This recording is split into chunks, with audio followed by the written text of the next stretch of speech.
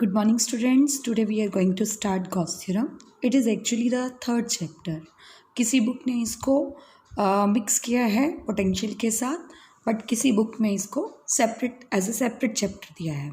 So before starting uh Gauss theorem, we have to know what is flux and its details. So what is flux? Its SI units, its dimensions. तो basically flux का मतलब क्या होता है? Flow. तो ये diagram समझिए कि सपोज हमने एक सरफेस लिया है. सरफेस क्या है? This is a plane, this is a Y Z plane, this is a Y axis and this is a Z axis. एक वाई जेड प्लेन है.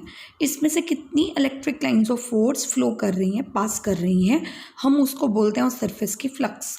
तो फ्लक्स क्या होती है? Number of electric lines of force passing through a given area. इस surface में से कितनी फील्ड लाइंस पास करके जा रही हैं, निकल रही हैं, तो उसको क्या बोलते हैं? सरफेस की फ्लक्स. तो दूसरी डायग्राम देखिए आप. We have taken the surface S, that is a Y Z plane. तो उसका हमने एक स्मॉल पार्ट ले लिया, डेल्टा एस एरिया. तो इलेक्ट्रिक लाइंस ऑफ फोर्स ऐसे पास कर रही हैं. तो फ्लक्स जो है, हमने क्योंकि स्मॉल सरफेस एरिया लिया है, पहली बात तो ये याद रखनी है कि एरिया वेक्टर हमेशा नॉर्मल टू द सरफेस होएगा. Normal to the surface of conductor और normal to the surface area vector. मैंने डेल्टा एस पे वेक्टर ड्रॉ किया है, तो इट इज़ नॉर्मली आउटवर्ड्स. दूसरी बात, फ्लक्स का फॉर्मूला होता है normal component of electric field into surface area. तो इलेक्ट्रिक फील्ड ये है, उसका नॉर्मल कंपोनेंट मतलब सरफेस के ऊपर नॉर्मल, और वो आ क्या रहा है? क्योंकि वो थीटा की डायरेक्शन में कंपोनेंट बनता है, that is E cos theta. Normal components means which is surface, which is normal to the surface area of conductor. So the normal component is E cos theta और area vector क्या है? Delta S vector.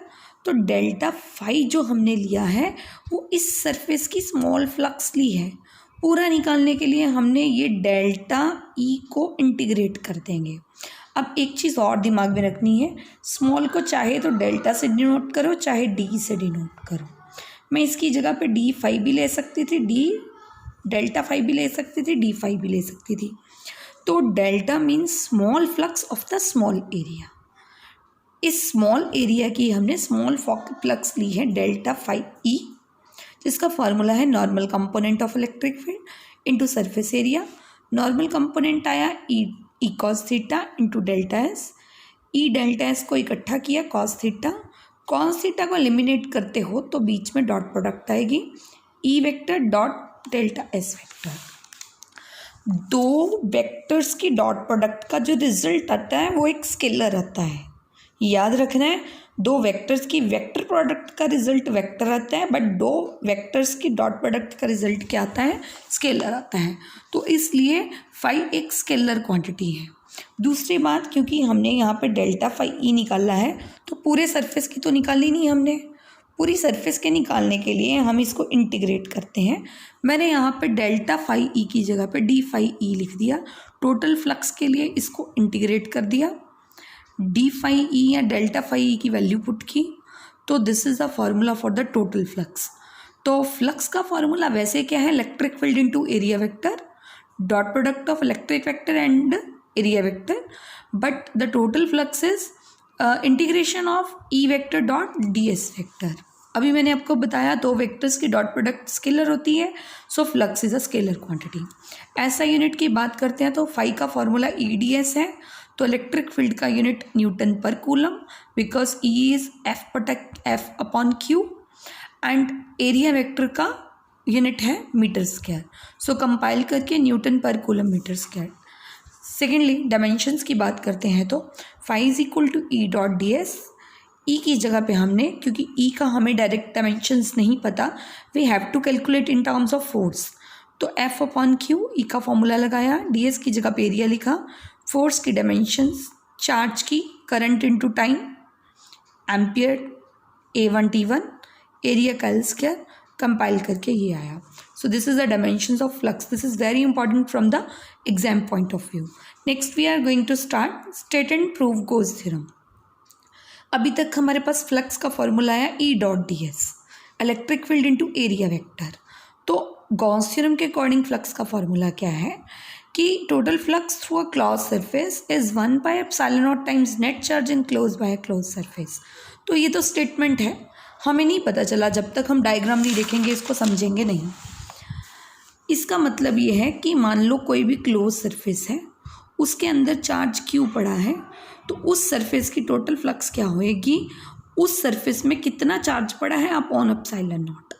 Net charge in closed by only close surface, बाहर वाला charge include नहीं करेंगे, सिर्फ अंदर वाला net charge upon epsilon not.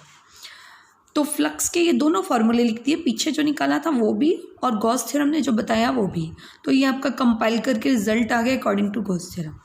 Next इसका प्रूफ है। प्रूफ के लिए हमने क्या किया, ये पॉइंट चार्ज लिया प्लस क्यू, ये स्फीयर नहीं बनाया हुआ था, प्लस क्यू का इलेक्ट्रिक फील्ड आउटवर्ड्स, हमने पूरा एरिया एस माना है और उस पर स्मॉल एरिया ये डी एस वेक्टर मान लिया है। As you know area vector is normally outwards, तो इलेक्ट्रिक फील्ड भी आउटवर्ड्स है, ये एरिया वेक्टर यहाँ पे ले लोगे तब भी इस पॉजिटिव चार्ज का इलेक्ट्रिक फील्ड बाहर की तरफ, एरिया वेक्टर भी बाहर की तरफ, तो ज़रूरी नहीं है यहीं पे मेंशन करना है, कहीं भी मेंशन कर सकते हो। तो ये दो चीज़ें हो गई। हम प्रूफ करने के लिए क्या करते हैं, पहले इलेक्ट्रिक फील्ड निकालते हैं पॉइंट चार्ज का। पॉइंट चार्ज का इलेक्ट्रिक फील्ड पी पॉइंट के ऊपर, पी पॉइंट कितने डिस्टेंस पे है, आर पे है, तो इलेक्ट्रिक फील्ड का फॉर्मूला Q/4πε0 आर का स्क्वायर। सॉरी यहाँ पे आप वेक्टर नहीं भी डालोगे तो चलेगा।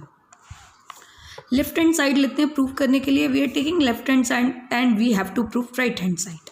लेफ्ट हैंड साइड लेते हैं E.ds का सरफेस इंटीग्रल, ये साइन होता है सरफेस इंटीग्रल का, इंटीग्रेशन ऊपर साथ में क्या लिखा है S, ये ऊपर जो साइन डाला है it means a close surface.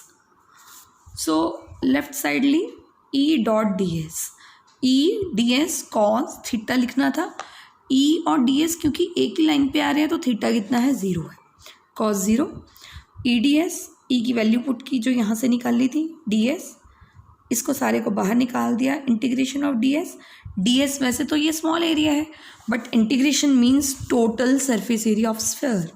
सो यहाँ पे मैंने मेंशन कर दिया कि what does it means, it means total surface area of sphere.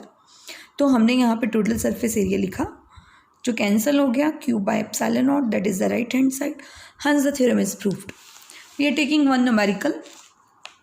उससे पहले गॉसियन सरफेस क्या होता है, ये मैंने जो स्फीयर ड्रॉ किया था ना, this was the Gaussian surface. तो गॉसियन सरफेस कोई रियल सरफेस नहीं होता, इसको इमेजिनरी सरफेस या हाइपोथेटिकल सरफेस बोलते हैं जिसके अंदर चार्ज होता है। और वो सरफेस हम ड्रॉ करते हैं, हम क्यों करते हैं, हम गॉस थ्योरम अप्लाई करने के लिए एक इमेजिनरी सरफेस ड्रॉ करते हैं जो चार्ज के ऊपर सुइटेबल हो। जैसे कि पॉइंट चार्ज के लिए ऑब्वियस स्फीयर ड्रॉ होएगा, अगर एक लाइन चार्ज होएगा तो उसके ऊपर सरफेस स्लेंडर आएगा, याद रखना है स्लेंडर आएगा। तो इस तरह से डिफरेंट चार्ज डिस्ट्रीब्यूशन के लिए हम different forms of Gaussian surface draw करते हैं। We are taking one numerical, E की वैल्यू ये है, calculate the electric flux through a surface of 20 units in YZ plane. YZ plane का सरफेस एरिया ये है, सरफेस एरिया YZ प्लेन का है तो means along normal to the plane होएगा। Normal to the plane axis कौन सी होएगी, YZ plane means this one.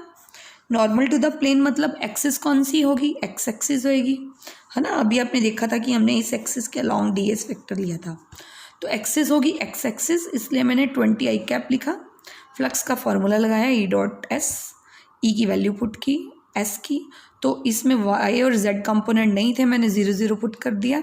Dot product आपको सॉल्व करनी आती है, you have done in +1। i cap का कोफिशिएंट मल्टीप्लाई होता है j का, k का, तो बाकी तो कोई कंपोनेंट है नहीं, इसलिए i का कोफिशिएंट मल्टीप्लाई कर दिया 120। So that is the answer. So I hope so कि आपको ये लेक्चर समझ आया होगा। आगे गॉस थ्योरम की एप्लीकेशंस हैं और कुछ डिफ़िकल्ट प्रॉब्लम्स भी हैं that we will do in next lecture. I hope आपको वीडियो पसंद आया होगा। अगर पसंद आता है तो प्लीज़ वीडियो को लाइक करें और चैनल को सब्सक्राइब करें। Thank you.